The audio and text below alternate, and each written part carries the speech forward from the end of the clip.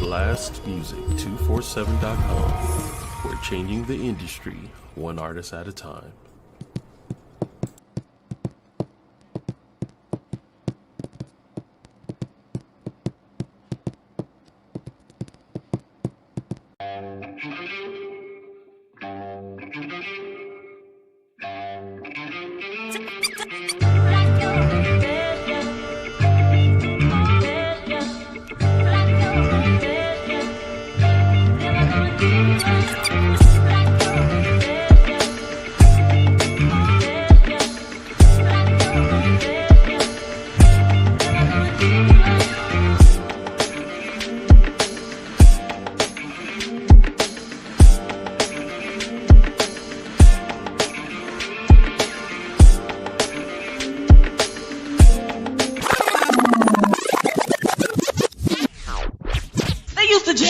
In the center.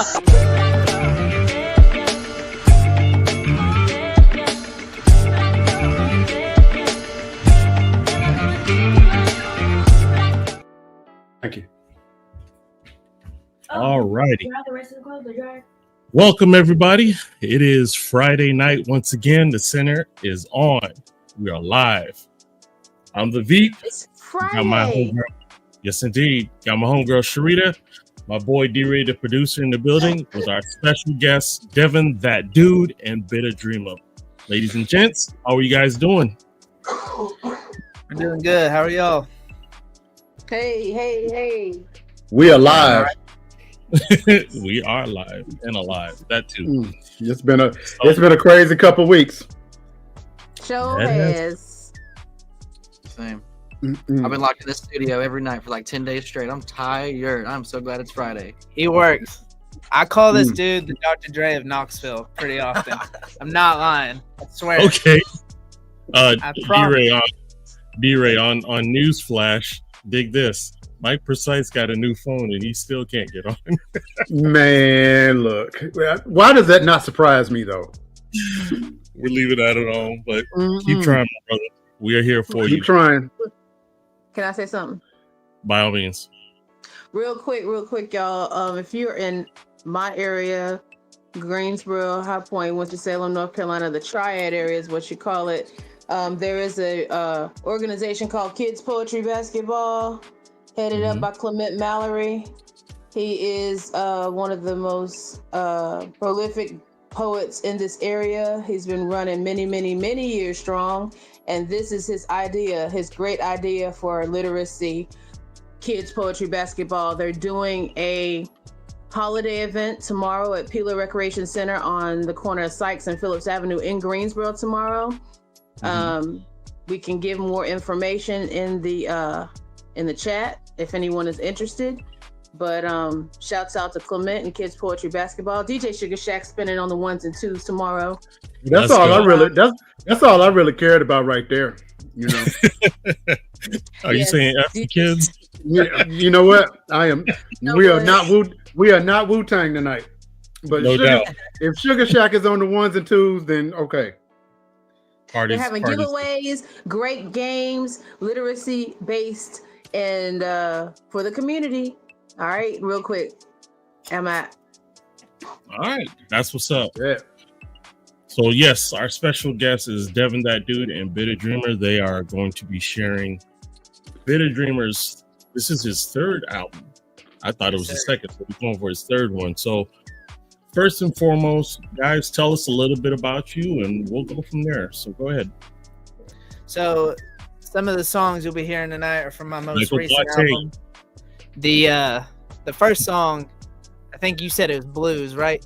That it was just a single for a project I'm working on that's mainly inspired by like old Kanye mixed with Jid, mixed with a little bit of Mac Miller. And then me and my guy right here, we're working on a banger album as well. I played him some of the songs. He was bopping. Bopping and rocking. All heat. It's all we. What do you say? Only hits over here. Only hits over here. That's yes, sir. That's the way it should be. So I know Bitter and I had spoke almost a year ago. I interviewed him on my podcast called Implosion, and we had a real good conversation. And now it's good to see you constantly still rejuvenating, and Sharita's in the Matrix, but it is what it is. Appreciate you, bro. Appreciate you. There you go, Mike. Okay. All right. So, man, I know there's so much since the last time we spoken. So, what's new for you in 2024? Because I know about the album. What else you got going on?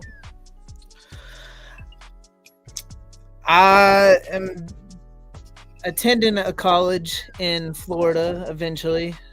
I don't know when yet, but it's called Full Sail University. I was telling Devin about it. Say again?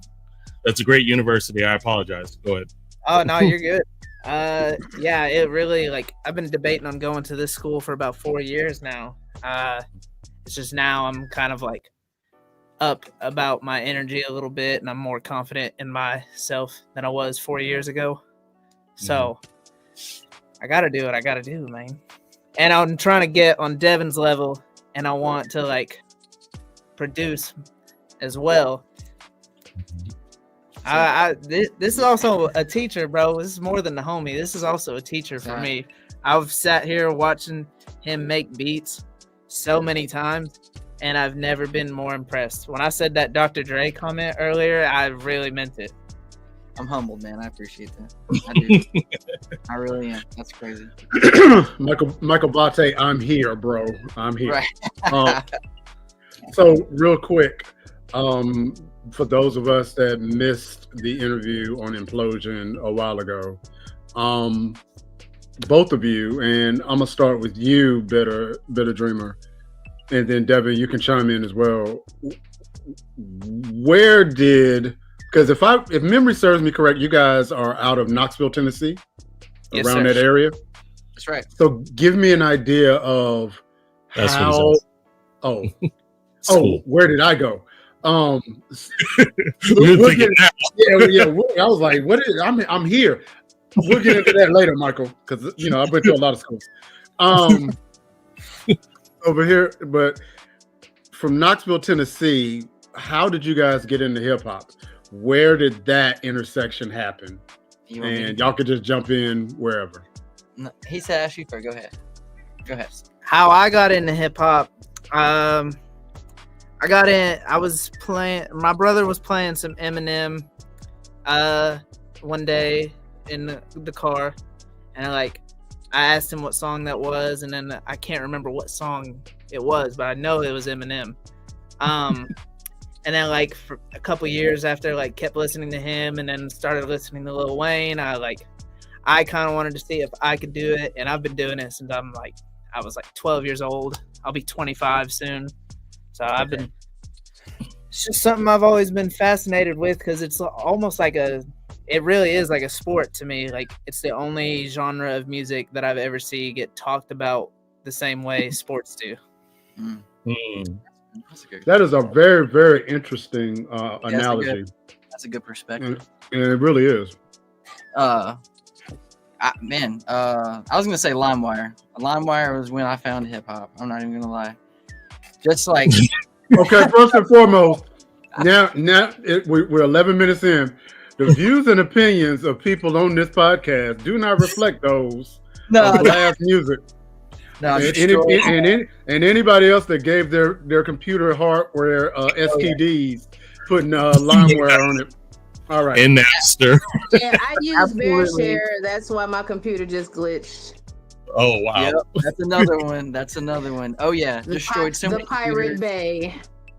Oh yeah, gyro. Torrents, man, cracking stuff. Heck Oh yeah. boy. Yeah. Cracks. That's where I started. I mean, I was really my brother. I mean, he showed me LimeWire and then showed me a bunch of songs. I think we were 9 or 10.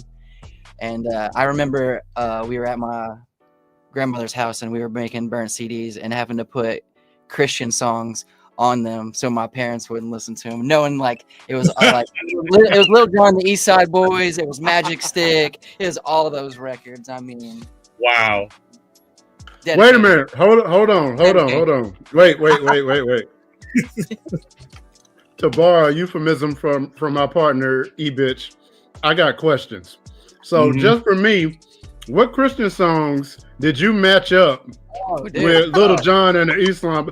I gotta know what was on that mixtape. I gotta know. No, there was no Christian songs on there whatsoever. I just wrote it on there so my folks wouldn't. Oh, okay. Gotcha. All the bypass. It was all the bypass. It's like, I've got like, Toby Mac or the Newsboys. Or I knew it was gonna be Toby Mac or DC Talk or somebody. I knew it was gonna be one of them. He said DC Talk. DC Talk was fire. Chill. No doubt. Yeah, man. No doubt. Just saying. No doubt. Probably go back and listen to more of their music.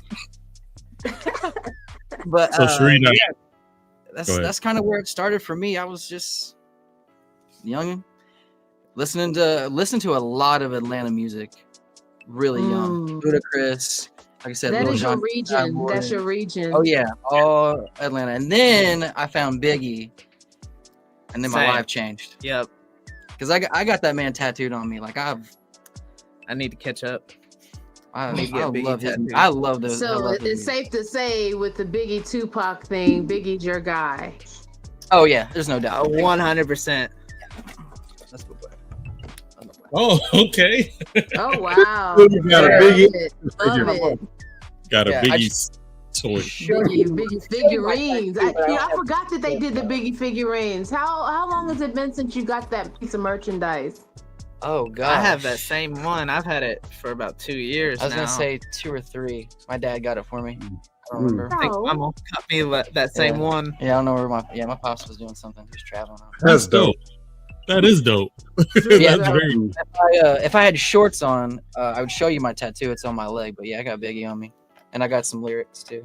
But yeah, what's your favorite Biggie song? What's the song that put you on Biggie bad? Well, obviously, I mean, first it was. Give me the loop. Give me the loop. No, that's a good one. But what? Machine Not the Gun. first song on the album. Machine Gun Funk is my favorite. I think Machine Gun.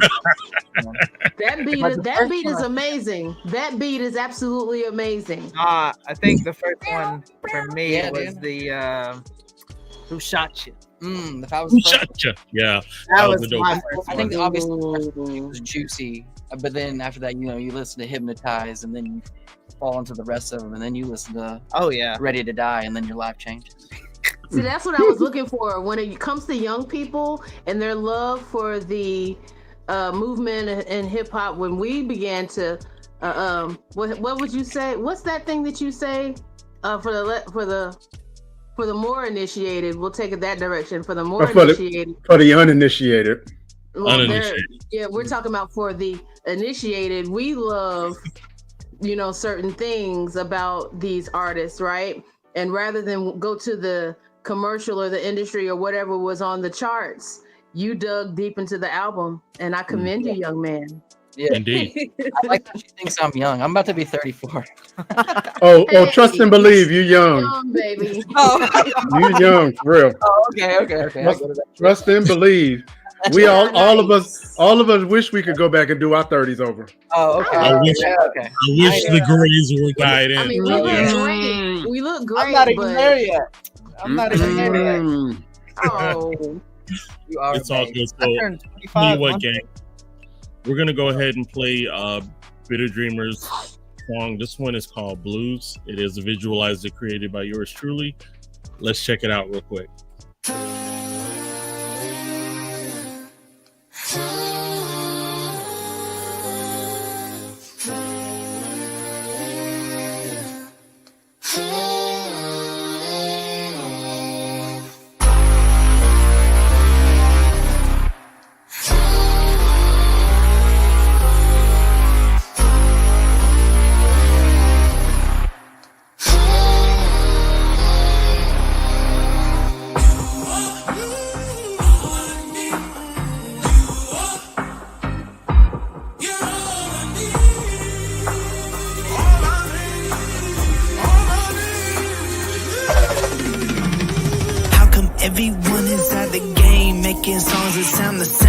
the original act so invincible. Teach him a thing, I'll take him to school, I'm the principal. Making some sad, sounding so pitiful. Coming out of the booth, man, I'm finna blow. Sounding so whack, sounding so miserable. Don't get it twisted, it's good to recycle, but in this day of age, there's a style to write to. I'll get up and fight you about this topic, you can't really stop it. Got me nauseous, change the channel, I don't wanna watch it. Stop all the nonsense, in it for the profit. Locked in, pop it, drop it, around, start a mosh pit. Bottle it up in a bottle of booze, cause songs is playing to give me the blues. I'm not with you when I'm up in the booth, when I'm up in the booth, cause it give me the blues. Bottle it up in a bottle of booze, cause the songs that they're playing to give me the blues. I'm not with you when I'm up in the booth, when I'm up in the booth, cause it give me the blues. Why does every song have to be a love song? Why does every song have to use that auto-tune? Leave it to Teddy, you know they ain't ready, I'll turn into Freddy. Am I talking to Bear, am I talking about Kruger? I'm on a new level, calling out rappers like Future, you know what I'm doing?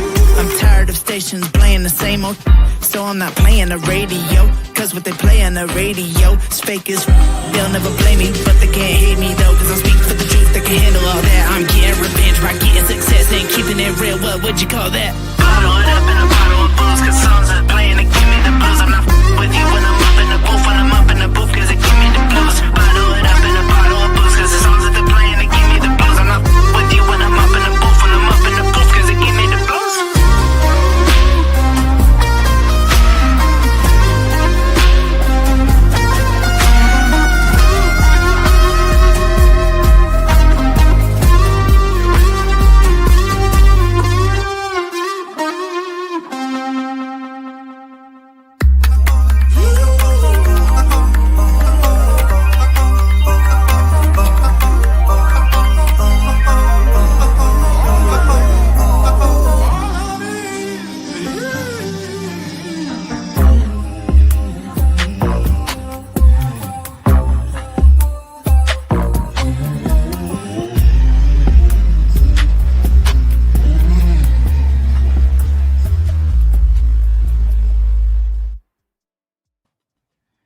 That song is Wow. fire. That song is fire, man. I hear that Midwest sound all up in that track.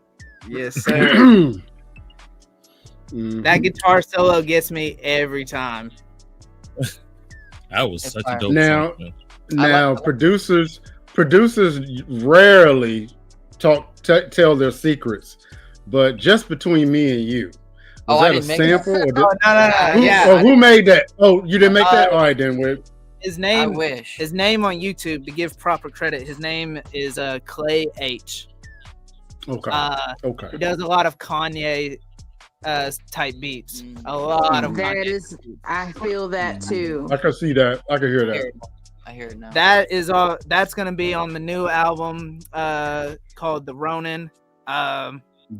That's heavily inspired by Kanye, obviously. Mac Miller, Jid from Dreamville. That's Is the that the main Ron- inspiration. Is that the Ronin like the movie or? Like the samurai, how Okay. the samurai like gathers around, like Gotcha. tries to collect info and all that. So, what was your inspiration for making blues? Lyrically. I was looking for some Kanye type beats on YouTube one day, and I was like almost done with Growth and Development, which is my third album. I was almost done with that at the time, and I wanted to steer out of that album for a little bit because I had been working on that for so long, and I just wanted to see like what else I could make. And then I found blues, and I copped the beat for like $30, I think. And then like I took it to my engineer in Maryville, and we just made magic from there. Okay. Like All right. Not Merle. Can I ask you a question? Yes, go ahead. yes, ma'am. So I guess you guys can understand when people say I love old Kanye, right? I like the You old listen guy. to Kanye to that extent. I so- think I stopped bumping his full albums after 2013. I felt like he was kind of declining after that. Is that Pablo? That's when I That- stopped listening. That's The Life of no, that's Pablo? Yeezus. Yeah, after that one, I'm out. Yeezus was when Me I pers- stopped listening. Me personally, the Dark Twisted, is it Dark Twisted Nightmare? And what Dark Twisted? That's my favorite That's my Kanye favorite. Okay, album. that was my last one that I was intrigued by completely. I want to say that he's got some new music, and you know, I'm not gonna say everything that I would like to say, but I'm gonna say what needs to be said. He's in a place now in his life where he is reaffirming some things. From what I understand, he's by himself in Tokyo, hashing out his new album. Okay. Now, Vultures 1 and 2 were different, but I could see glimpses. I could see glimpses of him returning. But this beat that he's gotten, that he did a track. I want to say he did a track with who's on it? Ghostface, Benny the Butcher. Ghostface. And Benny the Butcher. I posted it the other day, guys. Go to YouTube and check it out. It's his latest offering, and if it's anything like this, the beats on this project, Kanye may be making a resurgence as far as the Kanye we knew. Okay. You know, of course, they say that every human being makes changes every 7 years, right? So, you know, maybe won't be graduation Kanye, but at the same time, those nuances of the foundation that we learned to love about Kanye are still there. So check that out. I don't know why I can't remember. It's like three red lines. I guess it's 3. I can't remember the name of it, but if you type in those artist names and his name, I'm pretty sure the track will come up. Yeah. Yeah, well, Troy I'm Deep and Debray. 25 cent fine.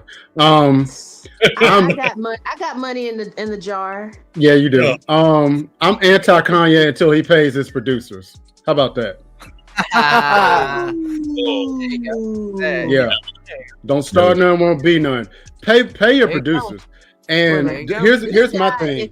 He's always going to be the one that brings the legal and the contractual things to the forefront. Well, whatever, you know, at the end of the day, and you're right, Sharita. I need it. No. I got you, sis. At the end of the day, it's one thing if you are a producer that's starting off and you are collaborating with somebody, y'all on the same level. You may not have money for studio time. You may not have money for paying whatever, and y'all come up with an agreement or whatever. But if you're worth north of a couple of $2 billion, there is no reason that you should ever not pay the people that put in work on your project. And for me, that is absolutely detestable. And being in this business for so long, I find it hard to divorce myself from that fact to appreciate the art. So you know what? Pay your producer. I feel like he also he removes a lot of the features that he asked people to do off of a lot of his joints. Like, I know he removed a crazy Chris Brown feature from a song called New Again. Oh, he got it. He just ain't giving it. Is that Mike? That is Mike. He also had a Kendrick feature that he didn't put out. Well, you know, he's also very political, because like that Chris feature, he didn't put it out because of the Rihanna backlash. But he was doing that one song with the baby, and there was that allegation. And then that was that exactly. He also had a feature with Marilyn Manson, and Marilyn Manson was going up, had some charges up against him. And so the creative thing is fine. I doubt very seriously that he did not pay them for their features. No, this you know what I mean? I didn't know this. I didn't know they not paying. Yeah, that guy. I didn't know that either, but I'm kind of not surprised though. You know, but and that's what I'm saying. We live in a world today where there is absolutely no reason, even if the record company screwed him over, even if his divorce screwed him over, which it didn't.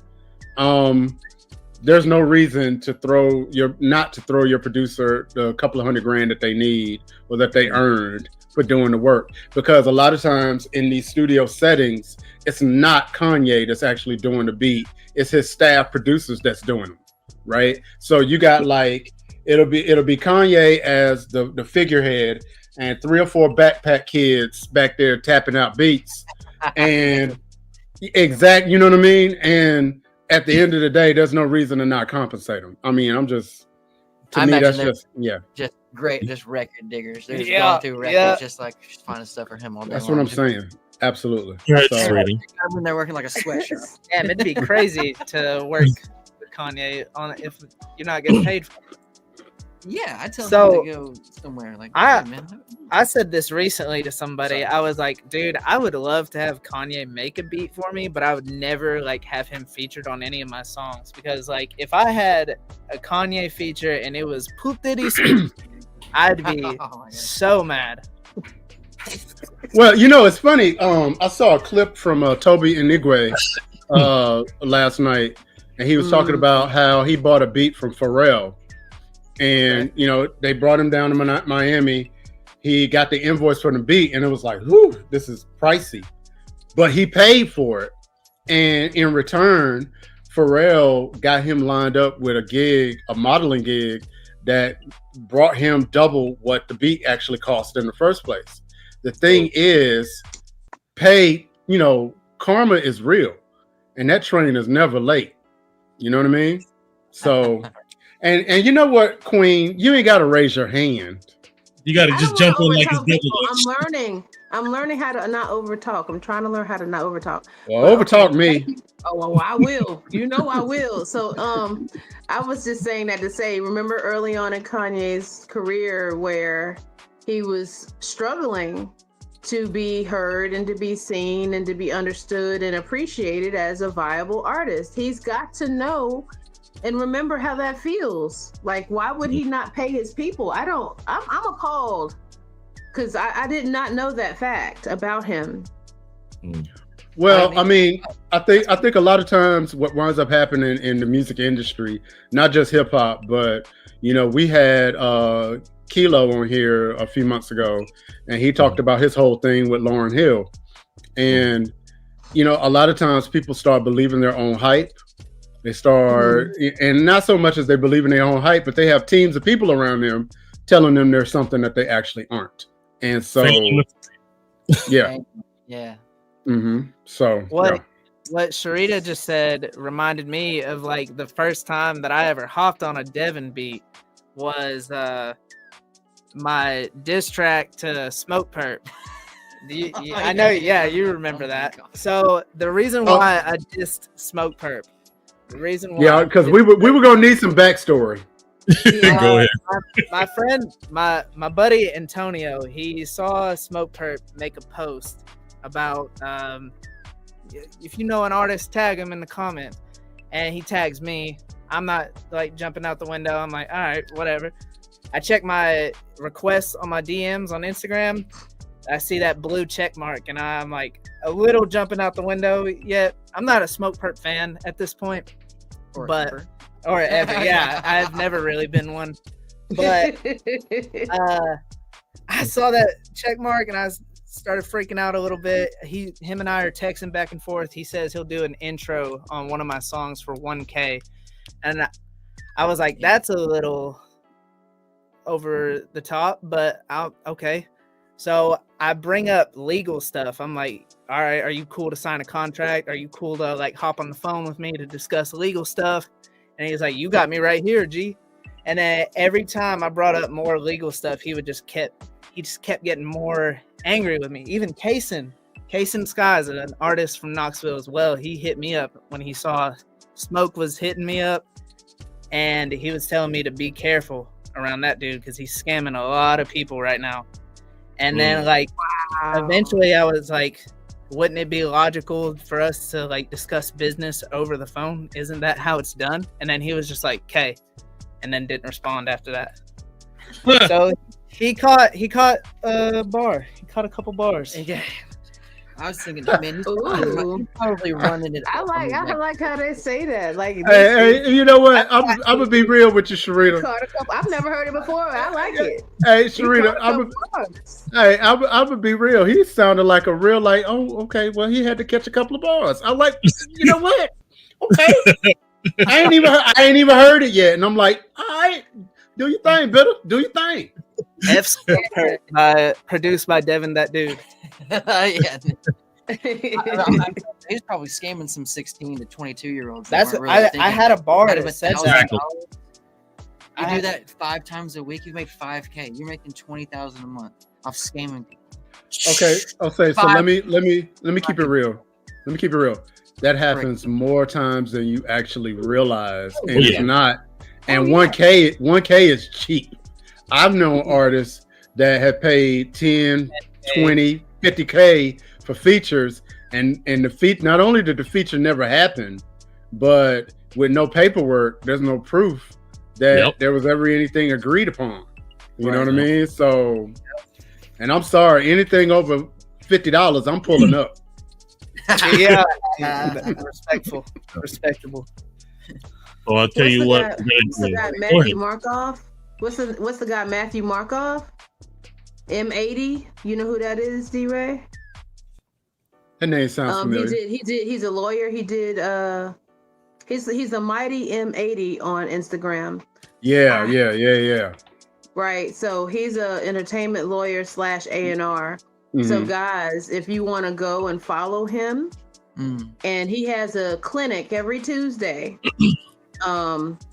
about industry related stuff. If you want to improve on your understanding about performance royalties, things of that nature, he does a clinic. I actually bought paperwork from this guy that I can use for the rest of my life. I paid $200 for it. But it's all about the publishing. It's all about the clearances and things of that nature. Nice. And those are the types of things that you have to do to protect yourself in a lot of ways, and just get knowledgeable. And even talk to guys She did that before she met me, because I got so many contracts in the cloud. Veep already knows. But at the end of the day, I'm gonna tell you guys. Michael Bittah asked, "Where did you go to school?" Well, real quick, condensed version. Community college. I got an associate's in recording and composition. Undergrad history. I got an MBA with a concentration in music business from Berklee College of Music. What winds up happening though is this: when you start, like I was like you guys in my 20s. Making music, I just wanted to live in the studio. I wanted to be whatever. And I think it was one night I was working third shift at a convenience store. Hated this job. Hated. And heard my track on the radio. Oh man. And hold on. And it wasn't me. It wasn't me. It wasn't somebody that I, had gave permission to do this. It wasn't somebody. It was a beat that I let a homeboy grab a tape of, and then the next thing I know, it's in some DJ's mixtape, right? Oh, dang. That right there was like that was like, I think I need to educate myself on this business, and I think that what you will find is, and you've probably heard this already, the music business is 90% business, 10% music. Yeah. So educate yourself at every level. If you're going to learn how to make a beat, great. Also learn the difference between a trademark, a copyright, and a patent, because they're all three different. Learn your pros. BMI, ASCAP, CSAC is invite only, so don't even worry about that. Also, if you got an international presence, learn where the pros are internationally. Canada, who's your performing rights over there? The UK, Germany. One more thing, also learn a little bit about analytics, because I know how to look you up, Bittah, and I see that you have about 122 followers on Spotify right now. That's not bad. And so at the end of the day, how do I know that? I know the tools and I know where to go look. So educate yourself on this business, because the jungle is not fair, and ignorance is no excuse. He's yeah, like they'll that eat you up. guy. Yes, He's sir. like that guy on Above the Rim that ran up on Dwayne Martin's character when Tupac was talking about him. Okay, He's like, okay, yeah, you okay. go for the summer. Sharita, we have established that these 20 and 30 somethings are 20 and 30 somethings. There's a small chance that they've never seen Above the Rim. So Somebody was gonna get it. That's You're where gonna I be dwell. I'm technology. sorry. I dwell in the 90s and the early 2000s. That's your homework. Go see Above the Rim. Go see Above the Rim and New Jersey Drive. That's your homework. Oh Classic. yeah, that's classic though. Now, that one I haven't heard of. No, I don't have Yeah, New Jersey Drive, that's classic. You gotta That's go classic. watch that. All right. So listen, as I said, we always like to play a little music from way back when. Granted, this may be over your heads, fellas. I apologize, but trust me, this is legendary. Never stop learning. Ever. This is a video from one of my favorite MCs. This is Eric B. and Rakim, and this is called Microphone Fiend. Let's check it out. Ooh, classic. Eric B. and Rakim with Microphone Fiend. Love it. I thought y'all were about to play Eric B as president for a second. Oh, that was definitely a classic. Eric B That was and definitely Rakim. a classic. I like For follow. sure. I like follow. So yeah, so Oh, let's go a little forward on something. And this is a question I'm actually going to jump in front of some of the other topics that D-Ray and I had talked about. This one we had Sharita and D-Ray had spoken about. When using AI, when is it considered cheating? Oh, I don't know anymore. That's I a was good- enlightened by somebody, and I don't think it's cheating anymore. Oh no! Oh It's, no! it's Oh, no. I mean, and I'm gonna let Devin and Bitter Dreamer and chime in, but for me, we've had that conversation when we talked about Quincy Jones, right? How Quincy Jones, he wasn't the best musician, he wasn't the best whatever, but what he was good at was being the best producer and manager of people, right? He knew how to find the best musicians. He knew how to arrange it in a way that made the song a hit. What is the difference between that and then telling AI, hey, I need this, I need that? It is the way that you use the tool that makes it cheating or just gives you an edge. So if I'm telling AI, hey, I want you to help me find a kick drum that sounds a little bit like Just Blaze with a little bit of Dr. Dre in it. Please. You know what I mean? And I want that kick, and it puts together a patch for me, and I go and I tap it out. Did I just cheat? Right? I think the only time it's ever been cheating is when Drake used Tupac and Snoop Dogg's voice in the Kendrick beef. It's the only time. I love the fact that y'all brought up Drake, because we're gonna have a conversation about that. Yeah. Dude. I'm a Drake hater. And see, I'm the not thing gonna about lie. it is, that's the thing. I'm not going to sit here and just constantly impose on you guys' chronology. Yeah. You have I'll say your youthful perspective. Your youthful perspective, we would be remiss to not talk about that. Facts. Well, I mean, the AI thing, when is it cheating? Because if you ask for AI to make you a kick drum that sounds like that, and then you use that one shot and make a kick pattern, I don't feel like that's cheating. But if you ask the thing to make you a whole melody and a whole, I don't know. But Goes even right then, for you? yeah, I feel like at that point, it's getting a little too. Yeah, like it's that's doing- cheating. But you know, it's all relative, because I came up where if you used a multi-track recorder, musicians thought that was cheating. If you sampled anything, that was considered cheating. If you didn't use an actual musician and you were a synthesizer player and you wanted a guitar part, and instead of going to find a guitar player, you played your guitar part. A lot of people thought that was cheating. Cheater, yeah. Yeah, exactly. So that would be. I mean, if you ask AI to make you a melody and then I guess you like it and then you recreate it, and you put your creative touch on it, that's a little different, maybe. I think nobody should be writing your rap. You can true too. Nobody should be writing your words. You can write like singing songs, like melodies and all that, but nobody should be writing your raps. That's just my personal viewing. So that's like, a good idea. There are people who are having their AIs. You know what I'm saying? So you think about songs. There have been some songs that have been made by major artists, gotten Grammy wins off of songs made by 10 people. 10 people wrote a song. Are you trying to tell me that 10 people had something to do with this 1 3-minute song as far as the lyrics are concerned? Right. Mm-hmm. Right. I'll give you an example. We just played Rakim, right? Mm-hmm. Quick pop quiz. What is one of Will Smith's biggest records of all time? And it's like mixed into the lexicon. Exactly. Who ghost wrote Summertime? Is that the one Nas wrote? He wrote it in his likeness. He didn't ghostwrite it. But you get what I'm saying? Right?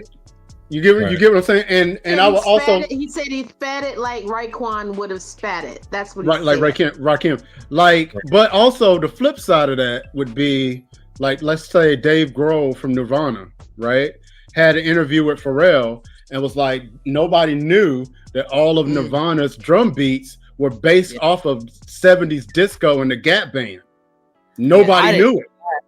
Right? Yeah. You get what I'm saying? And so like is it really cheating that the man knew that doom, doom, doom, doom, doom, doom, doom, doom, could start a whole movement in Seattle, right? Grunge. Is that cheating? Or no, that's is it what or is it what Bach and Beethoven and all of those guys did forever? You know what I mean? So that's I feel like what we were talking about is like he took their drum pattern, drum break or whatever, and put his spin on it, his creative thing. That's not too bad. But if you're, I don't know. I remember when Kanye, there was a quote he said, like back in the day, he said, it's like hip hop's based off of biting, and then he said, I think it's all in how you bite.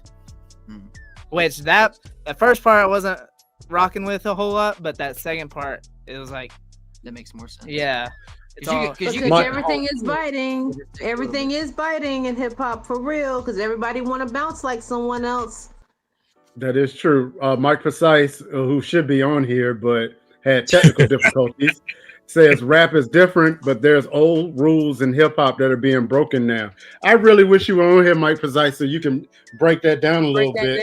Because here's the thing: has rap actually ever really had rules or just guidelines? That was the part y'all remember rap, but it didn't have rules. Exactly. So think about like that old line in Pirates of the Caribbean where there's like the Pirates Handbook is not really rules; it's just guidelines. We'll break it if needed. Right. And we could go back as far as Sugar Hill and Curtis Blow. Right. And so the whole thing of it, I'll tell you what, when we move on to this Drake lawsuit, now we're going to get into what's cheating. Yeah. We'll get into that. So let me do this. Let me go ahead and drop Bittah's second song. And I really love this hook. This is called Do for Love. So let's check it out. Okay. What do you do for love? What do you do for love? What do you do for love? What do you do for love? What do you do for love? What do you do for love? What do you do for love? What do you do for love? What do you do for love? What do you do for love? What do you do for love? You wake up in the morning, then you put that makeup on. Be real, are you doing that for you? What's going on? I know the things inside your head, they be killing you. So you try a new dress in hopes that they be feeling you. But they give you dirty looks, and it makes you feel like then you head back to your house, screaming, throwing fits. You grab the closest knife and you take it to your wrist. Then you pop a bunch of pills so you no longer feel like this. What do you do for love? What do you do for love? What do you do for love? What do you do? Maybe you do some drugs. Maybe you try to. What do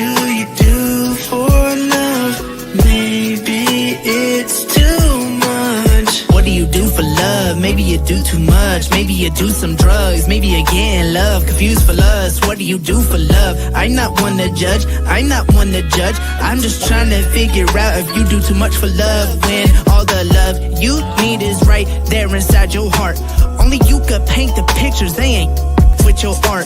If you learn to love yourself, you'll be shooting for the stars. Then when you come down, they'll respect who you are. What do you do for love? What do you do for love? What do you do for love?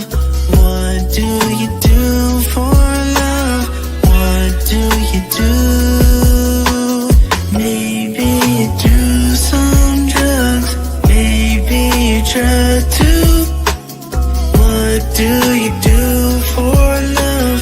Maybe it's too much. Well, c'est for was. Ja, bra, det är något det här. Vi slåss.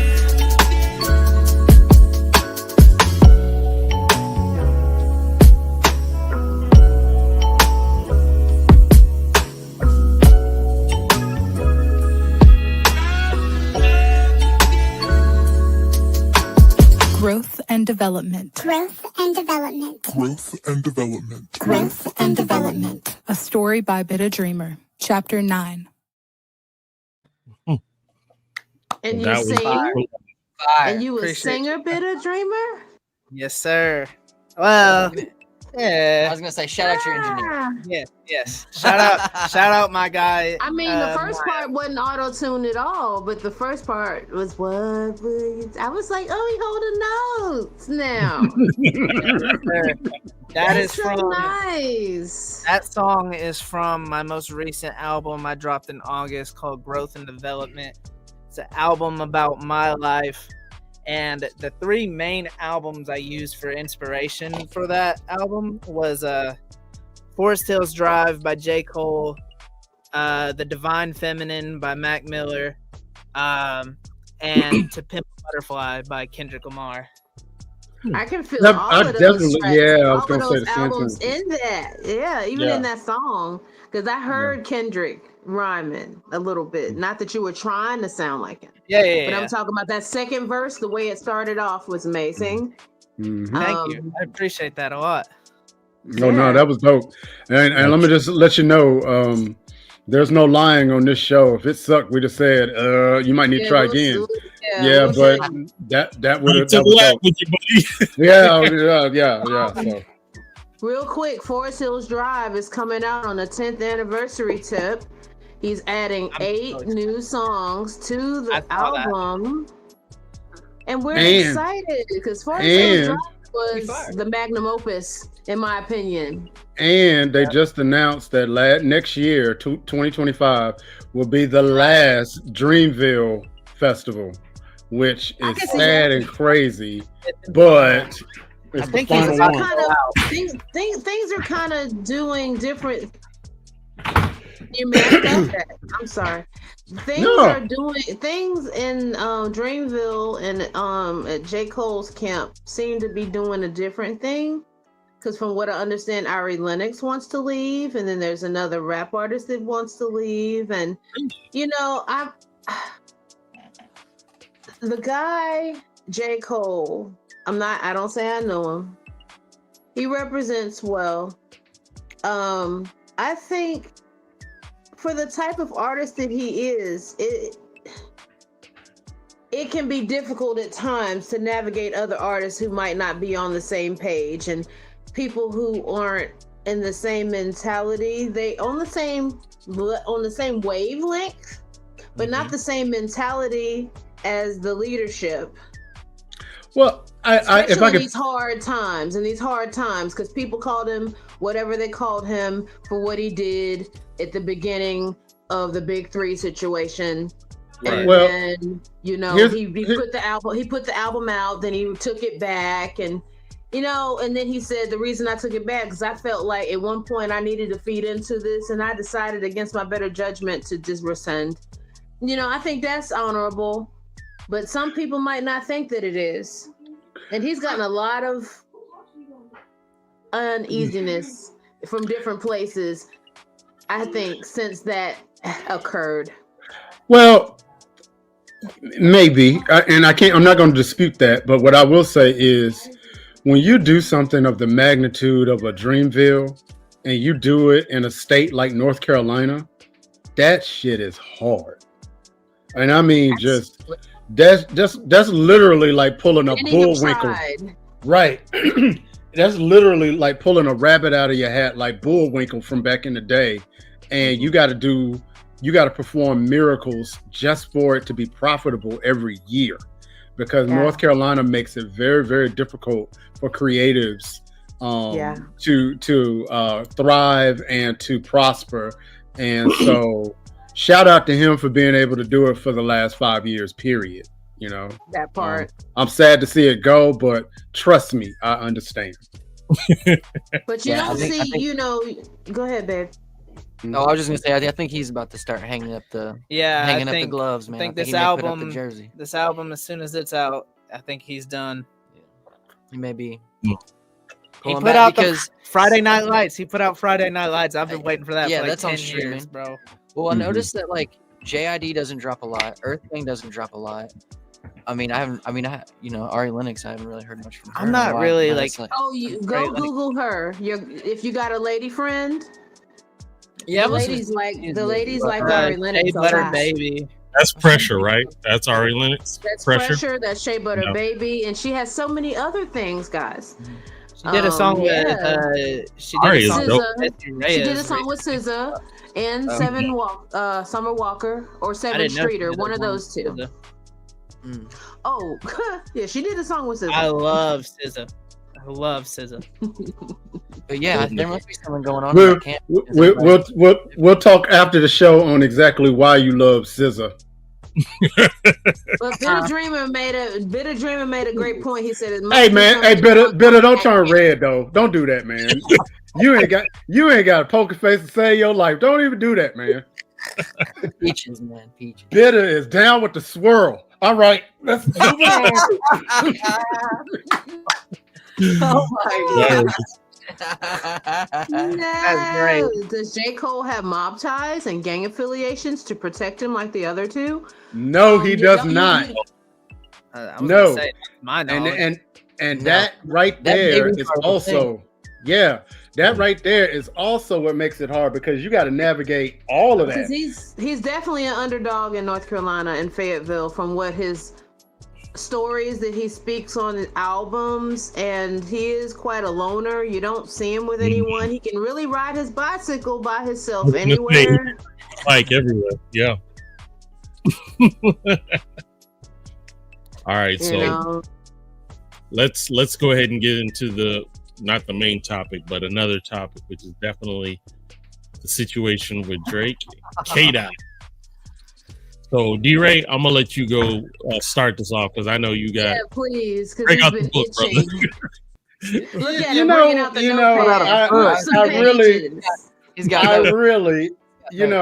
really, because we haven't done this in a couple of weeks, and our group chat was lighting up about a couple of weeks ago when we were talking about this, and people are really, really passionate about this whole thing. And so, on one hand, as a producer and as an artist, I thought it was a bitch move to file a lawsuit for someone because their rap was better than yours, right? And it's the first, and I echoed the sentiment of Rhapsody and a lot of other hip hop greats that said, you really are not like us, because at the end of the day, who files a lawsuit? That would be like, like Cannabis filing a lawsuit against LL.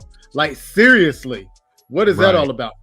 However, the music business executive side of me understands that on a legal basis, Drake has a point. And here's the thing. If you guys hired bots to increase your stream numbers, to increase your followers, right? You would run the risk of being shadow banned. You would run the risk of not being paid. You would, and in some cases, like there's a guy here in North Carolina, he's on his way to prison because He did AI music. Exactly, Mike Precise.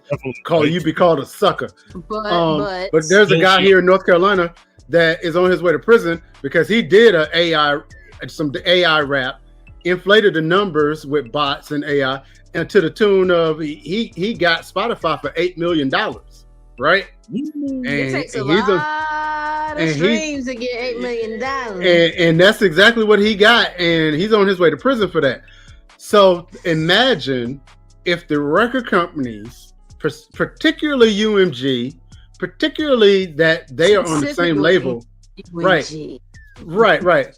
Imagine if they were found guilty of that, inflating their own numbers, using Drake's sales to bolster K-Dot sales, right? To use the money that Drake has made over all of these years to now fund his op. He has a legal case. And here's the thing.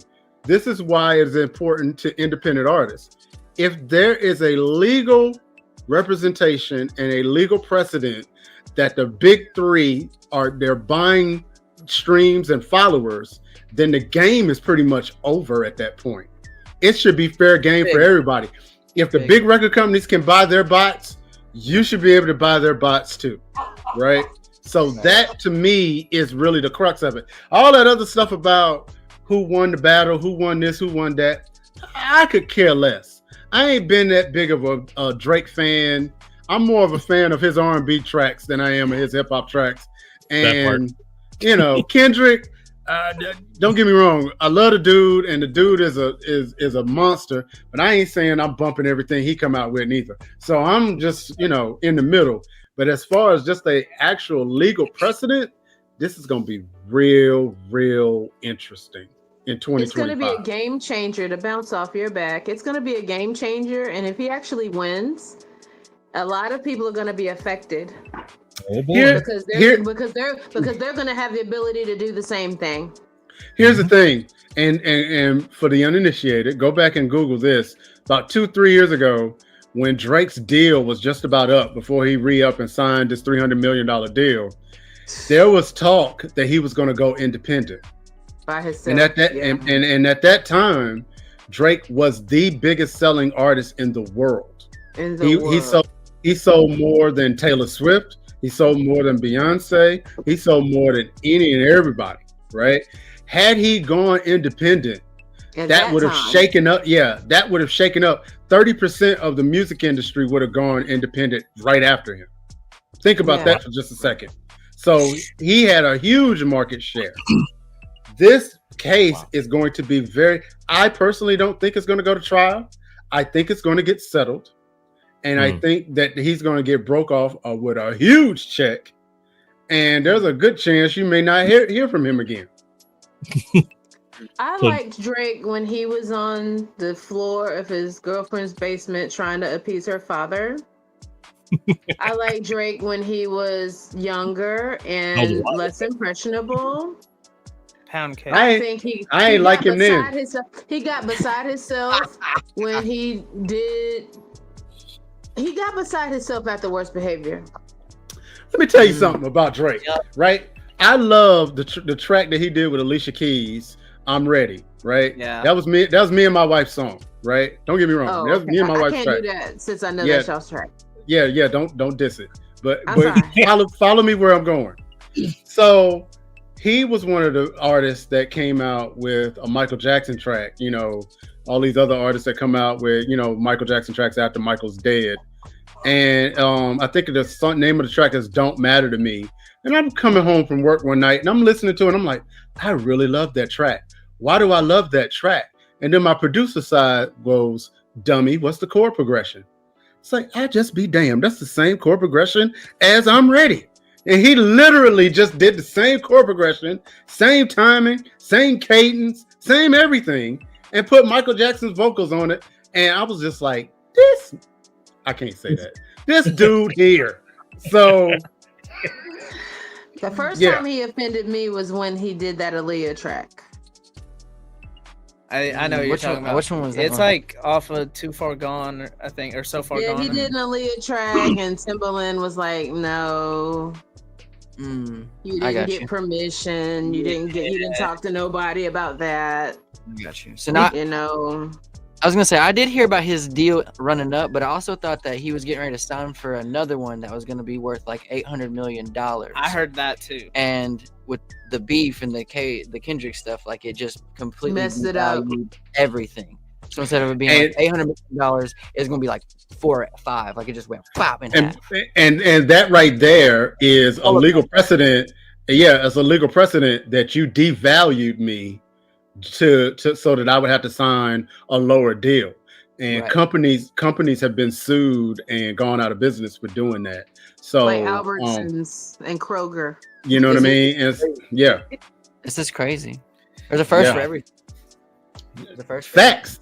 And for me, knowing, because I'm a student of entertainment law, having the legal precedent that the record companies were buying bots and having it in actual print would mean that the rules now, there are no rules. That means that you can't shadow ban me for using a bot if the label that owns 30% of Spotify, which they do, is using bots. Man. That year-end wrap-up is ugly. Have y'all seen it? Sounds yeah, it is. Sounds like a class action lawsuit to me. Mike Precise, I think Drake is blowing up the whole biz. Everybody knows the level of payola in this biz. Bots is the new payola. He already got his, so when he goes indie, he's straight anyway. You got to think about that quote right there. But bots are not payola. That is not the equivalent of payola, bro. It's not, but at the end of the day, it kind of is, because you got to look at it like this. If forgive me, because Devin and Bitter Dreamer, I don't know what you're in your pockets, but do you guys have $2 or $3 million to buy on bots? If the answer is no, then the playing field is not level. I sure as hell ain't got it. And so at the end of the day, but that's just like people got enough money to pay payola versus the broke artists. But that's what I'm saying. Not talking about y'all. I'm just talking about artists, like you said, people who are not financially capable to buy bots or payola. And that's what I'm saying. So it's like it in a way it is kind of the new payola, because if I got enough money to get like maybe 1,000 streams or whatever, and they got enough money to go diamond, what the hell? You know what I mean? How long it takes real artists to go diamond? Chrisette Michele just went gold. Couple million on her most popular song. Look, you know what, Sharita, and I love you, sis. No, it ain't no bust. I was just looking at something that they were talking about Michael Jackson. Michael Jackson been dead now for 15 and a half years, and his music still making 2009. Do the math. You know what? He been dead for real. 15 and a half years. He made $640 million last year just on music. That's crazy, dude. That's crazy. On music.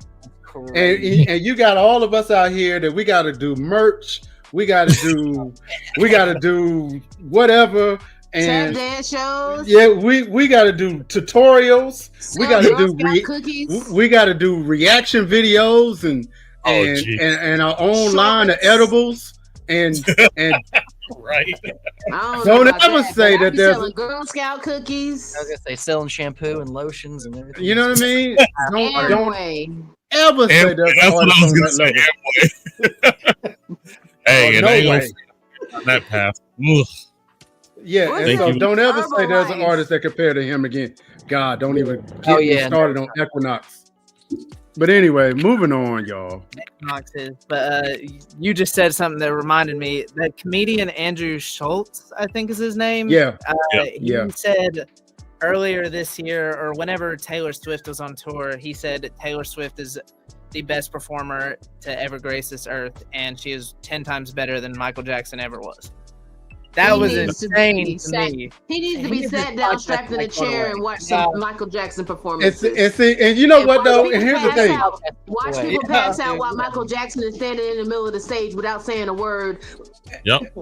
Taylor Swift, like to my this knowledge, For Taylor 15 Swift, to my minutes. knowledge, right? Taylor Swift, to my knowledge, has never, and I mean never, made anybody pass out. That's Right. Never, except for Travis Yeah. Kelsey. That And look, and that's between them and what they do. But right. I'm just saying, at the end of the day, Michael Jackson as an artist, which brings me to another point after this, but just on his last Dangerous tour, I believe that it was quoted that he was making $24 million a second. On his tour. Guys. look. And He toured was around making the world. $24 million a second. Now, when Taylor Swift can do that, get at me. Get at me, dog. Yeah, but like you said, there'll never be another one ever again. Hell Don't no. pay for Never. play. Everyone pays. Janet And- Jackson, Bobby B, big artists. We were told that back in the 90s. Okay. That is a That's fact. fair. You know what? And But you know go now ahead. we're pay to play. It's now we're pay to play. How much money you got? I agree with you how about much- payola now It's because gonna now be that how much everything is ad spend you can do. digitized, money doesn't matter tonight. It's the digital influence. But you know what? Bots. You know what Mike Precise was just talking about back in the day.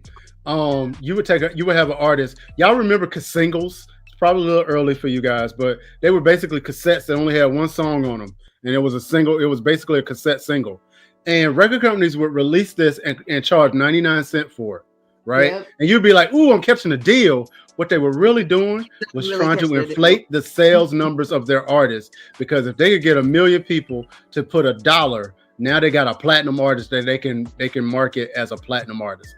That So is just an singles, example bots, of, physical bots. and now bots are the cassette singles of the modern age. That's wild. That's a post. So Devin, You need to develop that idea and expound on that, D-Ray. That's crazy. I just might. Devin, do me a favor. Go ahead and finish your point. Oh, it's just pay to play. How much money you guys? How much ad space you can run? You can pay for your marketing. You can pay for all this. I feel like that's kind of where we're at with music. It's just how much money you guys can take your sound. Takes money to make money.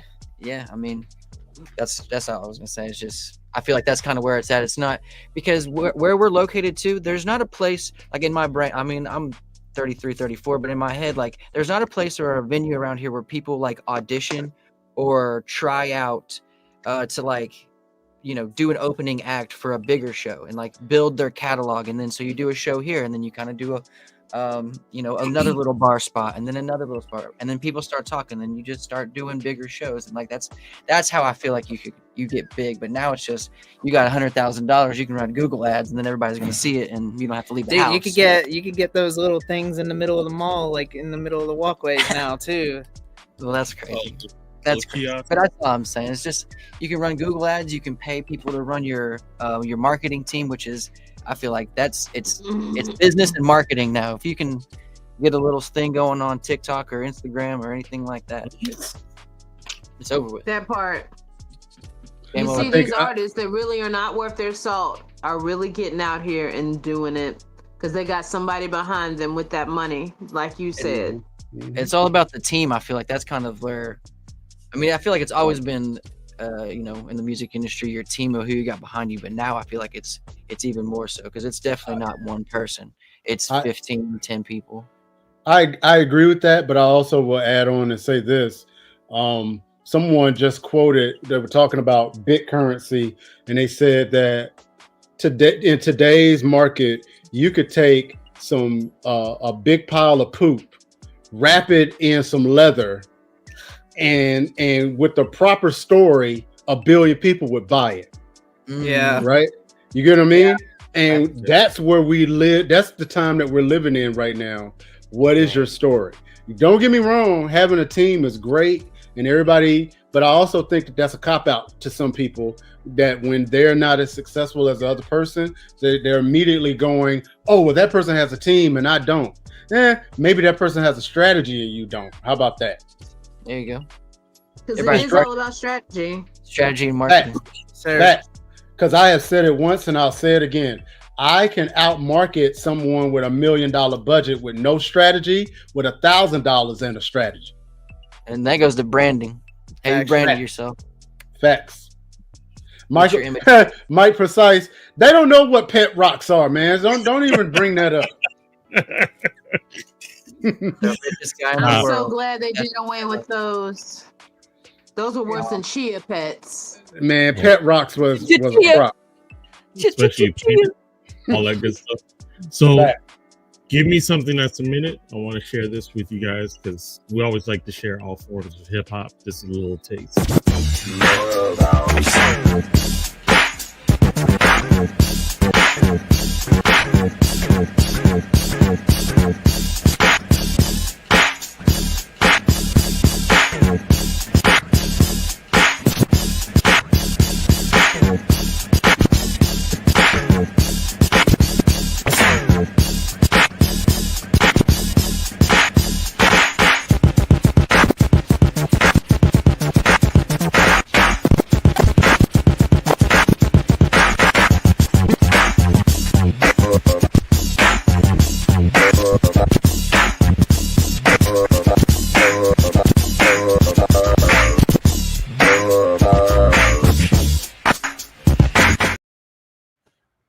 Crazy. You know, a part of me on a technical side is like, that's very, very impressive. On a producer side, I want to beat him with a bat. You don't ever scratch on more bounce to the ounce. You loop it and you just let it go. What's wrong with you? Right. I'm caught in the middle between two. Yeah, that's pretty dope. Yeah, it reminded me Cutting of scratching. the scene in Straight Outta Compton where Dr. Dre and Ice Cube are sitting in the room and like Dre's doing his thing, like killing it on the turntables and like he's doing it on ironing board too. Yeah, that was crazy. But that's what that reminded me of. I got you. All right, so we're gonna go on one topic before we head out here, and this one is pretty big. Mr. LL Cool J. Now this cat, let me get the verbatim for what he said. Hold on a sec. Let's see where there it is. He says he is the most important rapper that ever existed. Now that's kind of deep for someone that doesn't really know like where he came from and so on. But he said he let's see here. I'm just trying to get some tidbits.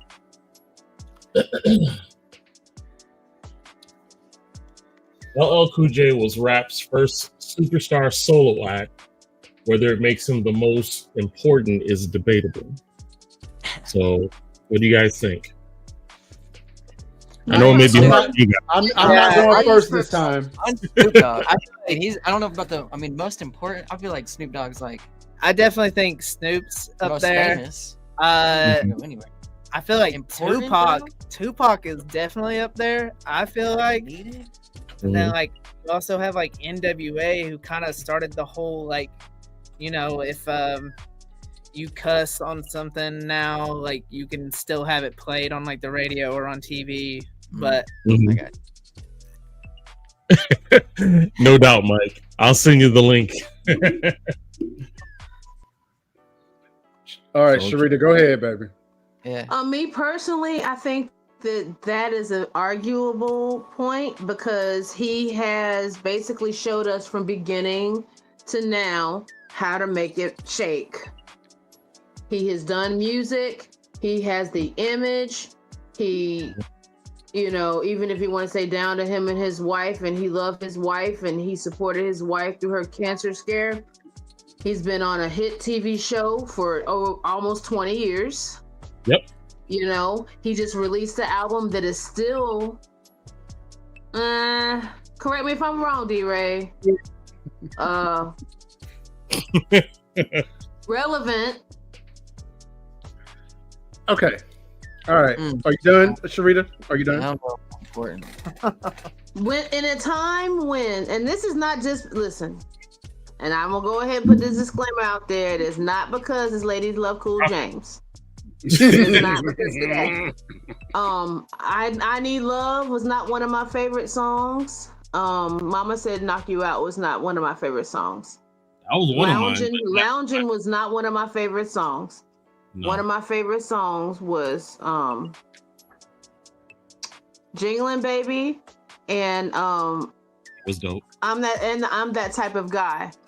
The reason why that I'm that type of guy is one of my favorite songs is because of the visual, not because of what he said, but because of the black and white throwback nature in which he recorded that video. Back in the days, guys, they were called videos and they aired on MTV. You know, if you go back and see I'm That Type of Guy by LL Cool J, you'll see what I mean. It was dope. Or even walking. I'm going back to Cali. That's another one, as well. You know, I think he just hit a lot of precedents that a lot of rappers have not. Even Snoop Dogg. I mean, I'm not saying that Snoop Dogg hasn't done a movie or two. I'm not saying that Snoop Dogg is not significant to the 90s and on. LL Cool J was significant from the 80s, the 90s, the 2000s, the 210s, the 220s. Like, yeah.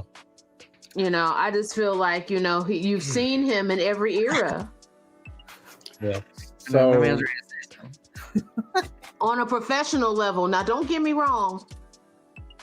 I'm not one of those women that think that LL Cool J is that guy. It was like Idris Elba. I'm talking about. Why you just getting shots? What's going on here? I'm just trying to say I am a woman that can really give an unbiased opinion about someone of the opposite sex in regard to their work ethic, their ability to entertain. And I think the greatest, which he calls himself the GOAT, he's called himself a GOAT for a long time. But I'm just saying, as an entertainer, he really could wear a hat in that shop, but not every hat in that shop is going to belong to him, in the words of how D-Ray would say it. Right. Was that good? That was good. Veep, you got an opinion before I get in this argument? No, sir. You go ahead. I just moderate. So here's the thing. When I first heard him say it, I was like, he is crazy. Why would he even say this? Then I thought a minute. He is the first rapper to have a hip hop love song. Regardless of what you think about I Need Love, it was the first hip hop love song. He was the first hip hop sex symbol. So whatever you think about Run DMC, nobody was thinking of them as a sex symbol. Nobody was thinking about Curtis Blow and the Jerry Curl as a sex symbol. Nobody was checking for Sugar Hill neither. So where was it? You know, Gold Chains, who was the first rapper that I saw before I saw Eric B. and Rakim? I saw LL. He was also one of the first rappers that I saw that had a brand that he made popular. Nobody in our community was wearing Kangol before LL Cool J. So our granddaddies wasn't even wearing them before. Our granddaddies wasn't even wearing Kangol in it. So then now I'm starting to look at it like, And then just the sheer longevity. We're talking 40 freaking years. Yeah. Right? Stop. The average shelf life of a hip hop star, a rapper, is about maybe 5 to 7 years. Yeah. 10 if you're lucky. And we're talking about decades. So I think, to sum it up, what I heard someone say was that his argument would be plausible if he wasn't the one telling us that it should be plausible. Like LeBron. Didn't you say that? You said that about LeBron. I did say that about LeBron. And at the end of the day, I think that if you look at it, isn't that really hip hop though? Isn't that really the essence? And boast. Exactly. Isn't that really the essence of hip hop? To basically say, I'm better than you and I can battle you and prove it. And think about this. What was the first rap battle that you ever heard that somebody got eviscerated and their career got overed? Right? I remember when what he did to Kool Moe Dee. That was not nice. Not nice at all. You know what I mean? I remember what he did to Yeah, I remember what he did to Cannabis.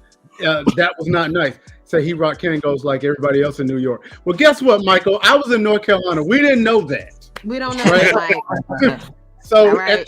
So at the end of the day, is he the most influential hip hop artist of all time?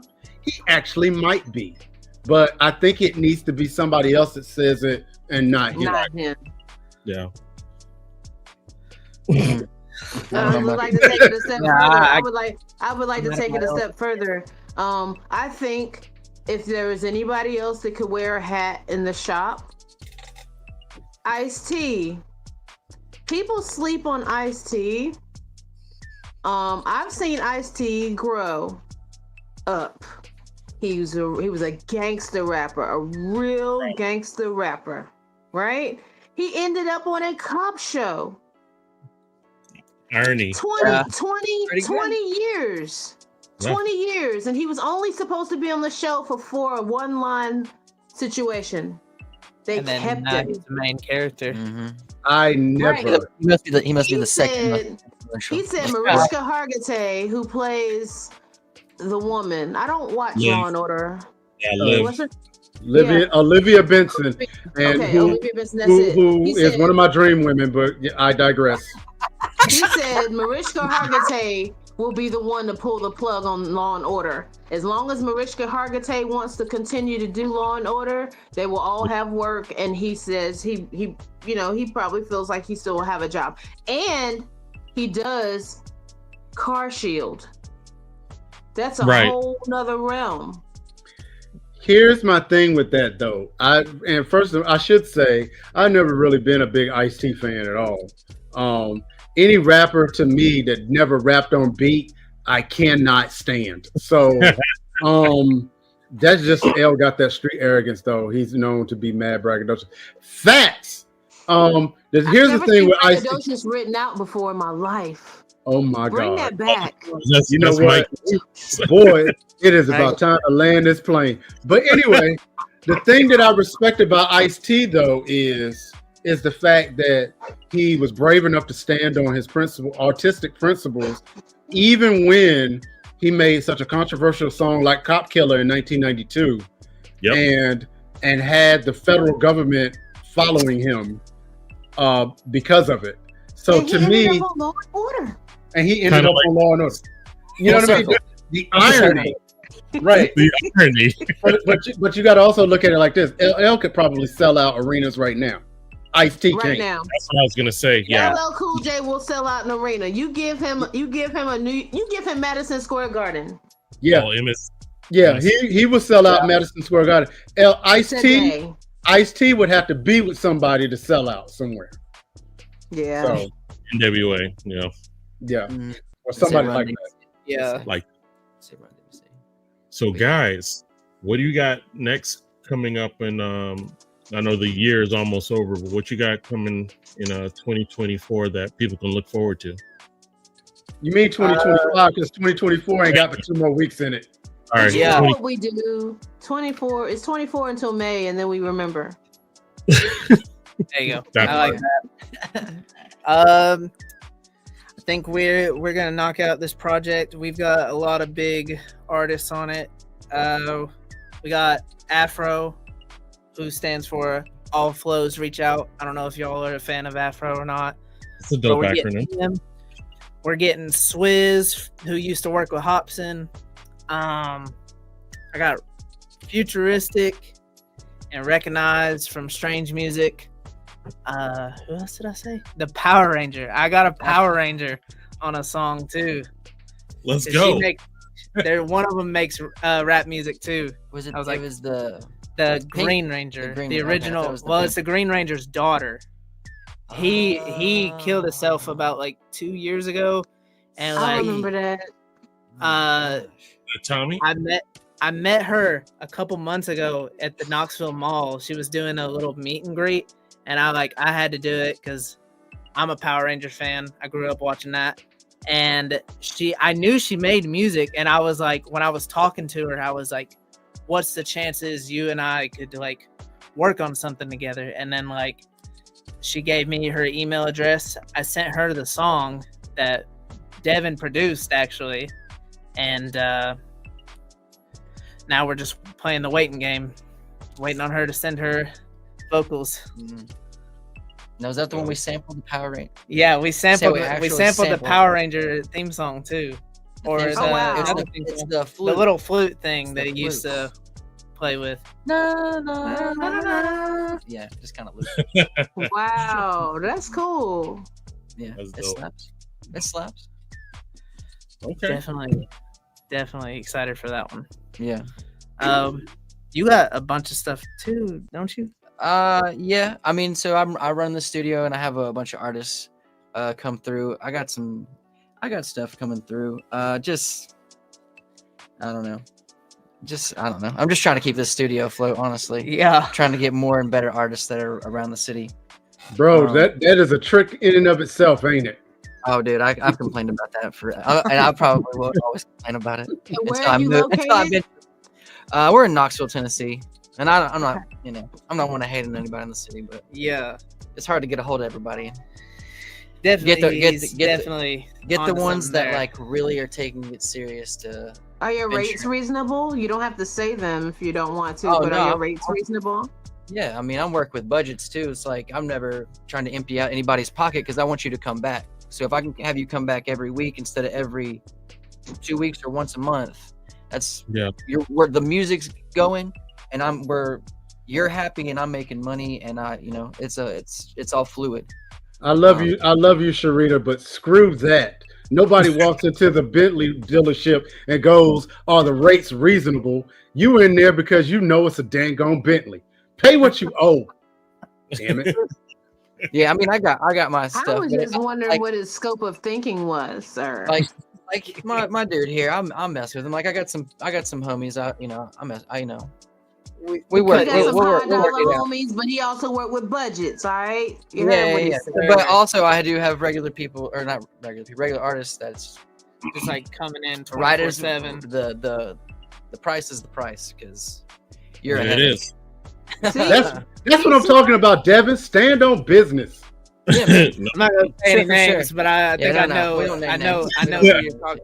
One of them. Yeah, don't snitch, but whatever it is, I salute you and I stand with you. Sure. Hey, have that other laminated Cheap ass. list. Cheap ass. That's for those that want to be, But- stingy and whatnot. But also, like, the homies take care of me. Like, I cut them a deal, Of but course. they always end up taking care of me. Like, I don't know, they'll bring me. Like, I got my one of my homies brought me a mini fridge for Christmas. That's crazy. Isn't that crazy? I didn't. Like, I'm Who was that? Was that Snappy? I feel like it was no, Snappy. it was Big J. Oh, okay. That's the dude. That's the dude. Well, he gets refrigerators. Me and Big Loafs get paid in chicken. Go ahead and land this plane. hey, either one. I'll take that too. Yeah, I mean, people. Y'all got a Bojangles out there? Oh, Yeah, we got Oh a yeah. Spicy chicken biscuit. Yeah, go all- Skippy Precise. Oh yeah. Oh yeah. But I feel like that's kind of where it's like we're trying to find the artists and get them out of their shell and get them out of the house and collabing. Like I feel like everybody wants to stay at home and be cool on the internet. It's like, man, we got to get everybody out the house, which is like my number one priority and getting this room. It's like not only do we make music in here, but we're doing podcasts in here. I got a guy on Sunday who's coming and shooting a podcast. We've done We've opened up for big people too. Like yeah, but I was saying we've done like sets in here, like in here, yeah, I see what you're like saying. sets, like What like your artist set before we do a show. Yeah, We'll we here come up. and perform in here before we go out. Like I would just We want make sure like things artists. are tweaked and like I don't want to say dancing, but like we add like choreography to our stuff sometimes too. it's Like, all fluid. It's cohesive. You want the set to be good. You want your set to we be good. want Motley Crue said it best. From the dirt. Stadium shows in clubs. We ain't got the fire yet. We'll get a Yeah, fire we ain't going. got the fire We'll yet. get the fire But going. Look, lead the fire out. You got the foundation though, because you want to entertain. It sounds like that you have the foundation because you want to entertain. You don't want to just you don't want to just be up there working your triangle with your microphone. No. You want some dancers, you want some actual I like that. instrumental. We're not rapping over the song. Like, leave that. Nope, not gonna do it. Nope. That's one thing. Half the battle. We're doing instrumentals and you better rap. Yep. That's a big thing, but I feel like Knoxville has gotten a stereotype of rappers, like the good rappers who don't do that, aside from the rappers, not bad rappers, but like the rappers that like they just play their song and then sing along with it like it's karaoke. It's more professional. People are setting themselves up for professional stages when they're not rhyming over their CD that they played in the car. Or we were talking about that on Monday. I was talking about if you speak on that real quick, D-Ray. I'm sorry. Repeat what you just said. I'm sorry. Isn't it more professional and more presentable, and you'll be seen and get more visibility whenever you're not rhyming over your own lyrics? Like you have a show tape with ad-libs. You already see he's in the test. Oh God. Yeah, man, you're putting I'm trying not to cuss because my daughter's here, but oh my God. Boy.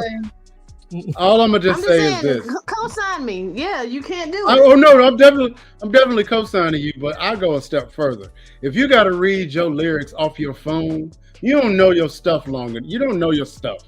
You don't know your stuff enough, because if you got to read your lyrics off your phone, you ain't lived with it enough, and you will never get somebody to believe in what you're doing. I'm talking about you going on stage and spitting over your own voice. Oh, I hate that. Just for your voice to save your life. That right there gonna give me an ulcer just even thinking about it. As an artist development person, breath control is one of the biggest things that an artist can develop, because you have to keep up your energy for the audience. Energy is kinetic. Is that the right word? Kinetic? You're right, and it is not a secret, and it's not a mystery why a lot of our performers have nurses on staff that have to, you got to get vitamin B12 shots, because if you lose your energy on stage, you've lost the show. You've lost. And think about it. I want y'all to go back and look at all the videos of rappers from Jay-Z to DMX. Talking about DMX and what it was like to have to follow DMX. I've seen 3 artists: Juvenile, Jay-Z, and Method Man. I've seen all 3 of those guys say nobody wants to go after DMX because he's just gonna tear it up, and not based on anything but that energy. Not right. I mean, you can't rap after somebody barking. Are you crazy? Look! I even saw a story about DMX. I saw a story and trying to take your girl. Yeah, right. Yeah, and then he's gonna read you a Bible verse in the middle of it. Like, and I saw a story about DMX where he was battling somebody, had his dog with him, and he said something about a part in the rhyme, and the dog growled on cue. And he looked down at the dog and said, "Chill, ma, let me get him." And it was just like, whoa, like, oh, dude. Rest in peace, DMX, for real. No doubt. Rest in peace, DMX. All right, gang. Let me tell you, this has been an awesome episode. I thank Devin, that dude, and Bittah Dreamer for swinging by. I appreciate you, fellas. Appreciate y'all having us. Bittah, as you already know, you are not a guest. You are already family. You're already part of the blast. So whenever you got something new that you want to drop, let us know. We're here to support you. And new song December 16th called Don't Matter. All right. Well, you let me know. We'll work something out for you to get that exposure. And Devin, you're also welcome to sign up to Blast also, so that people who are looking for a producer can definitely look you up. And shout out to Shay, because Shay is the one that introduced me to my man Bittah Dreamer. So we appreciate you. Shout out to Ari. And Ari's actually on that song dropping Monday. Okay. Well, dope. So there we go. Yes, man, all I can say is everyone, please be safe. Crazy out there. Wait. Yes, sir. I do have something that I got to say real quick. because we are real advocates of mental health, and especially in the music industry. I'm going to put this up, the mental health hotline. You know, everybody in hip hop, we have our guilty pleasures. One of my guilty pleasures was a track called "You Guessed It" by OG Mako from out of Atlanta. That was one of my, when I'm ready to like get in trouble, or you know, I done had a bad day. I'm bumping, bitch. You guessed it. That's so awesome, dude. Right, but hold on. Unfortunately, it has been reported that he attempted suicide yesterday, and he's fighting for his life. And it reminded me of a line by one of my favorite artists, Fonte. One of the lines in one of his songs called "God, So Help Me God," where he said, "In the good times, they'll be quick to fall through, but in the bad times, no, they don't recall you. That's why no one makes it out saying this game will get all you, drive you ape shit, so they can just jang good all you." You know what I mean? And so at the end of the day, my message to all artists, particularly hip hop artists and producers, take care of your mental, check your circle, and if you need help, help is out there. Life is too short for you to feel like you in this thing alone. And so we're praying for him. We're praying for his mental health. And anybody out there that's struggling through this holiday season, we've all taken some really big L's this year. It's been a real tough year. It has been a really tough year. We have people in our clique who've lost parents, lost loved ones, who've lost friends, and so my main concern is, where's your mental right now? If you need some help, help is out there. So that's right. Yeah. And don't be ashamed of that. Facts. It's not anything other than taking care of your mental health is like taking care of your cardiovascular health or taking care of your digestive health. If you have to take a blood pressure pill or go see someone on a regular basis for your blood pressure, what are you doing? Going to see somebody or going to talk to someone, even if it's a televisit or a physical visit. Your mental health is the same way. Got to take care of your mind to take care of your body and your heart and soul. There it is. Absolute facts. So thank you, D-Ray. No problem. Thank you for picking that up. So again, it is important that you take care of yourself. Those that are close to you, that you love them, don't let your ego get in the way. Let them know that you appreciate and that you love them.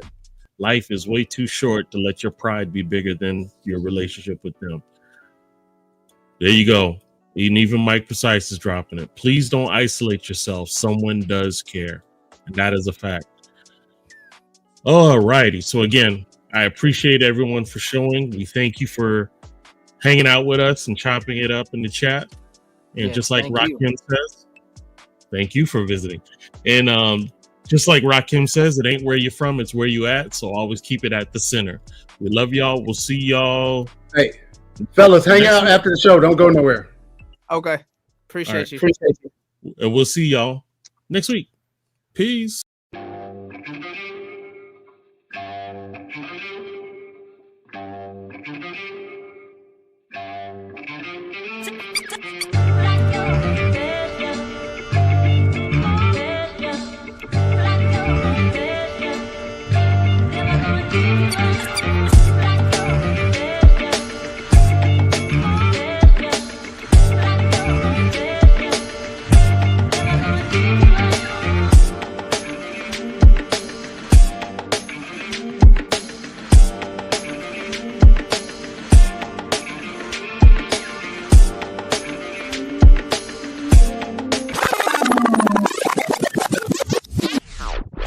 They used to jam in the center.